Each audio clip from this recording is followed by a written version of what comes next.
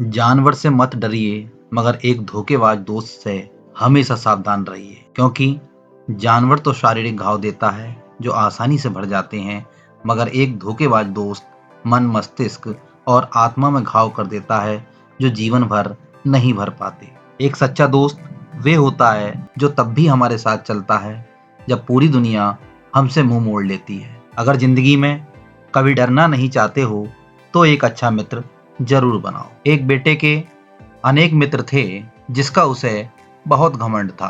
पिता का एक ही मित्र था, लेकिन था बहुत सच्चा। एक दिन पिता ने बेटे को बोला कि तेरे बहुत सारे दोस्त हैं, उनमें से आज रात तेरे सबसे अच्छे दोस्त की परीक्षा लेते हैं। बेटा बहुत खुश हुआ, उसे पता था कि मेरे दोस्त मेरा साथ देंगे, और वह ये सुनकर तुरंत तैयार हो गया। रात के 2 बजे दोनों बाप बेटे बेटे के सबसे अच्छे घनिष्ठ मित्र के घर पहुंचे। बेटे ने दरवाजा खटखटाया और कहा कि मित्र, दरवाजा खोलो, लेकिन दरवाजा नहीं खुला। बार बार दरवाजा खटखटाने के बाद अंदर से बेटे का दोस्त अपनी माता को कह रहा था कि माँ, कह दो मैं घर पर नहीं हूँ। ये सुनकर बेटा उदास हो गया और निराश होकर दोनों लौट आए। फिर पिता ने कहा, चलो तुम्हारे दूसरे दोस्त के यहाँ चलते हैं। अब वे दूसरे दोस्त के यहाँ पहुंचे तो वहां भी बेटे ने दरवाजा खटखटाया, परंतु वहां भी यही उत्तर सुनने को मिला।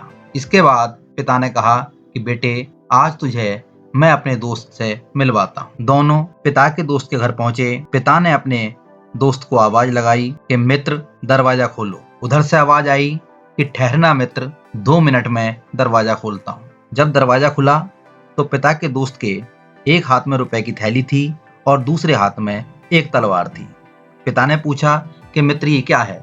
एक हाथ में तलवार, एक हाथ में ये थैली है।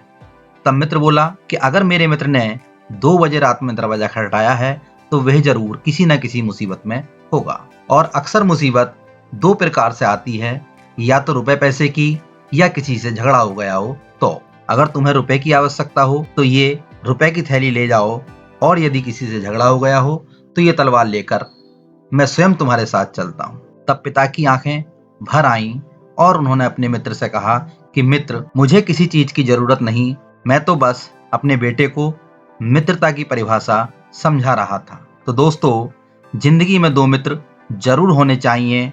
एक कृष्ण जो ना लड़े फिर भी जीत पक्की कर दे, और दूसरा कर्ण जो हार सामने हो फिर भी साथ ना छोड़े।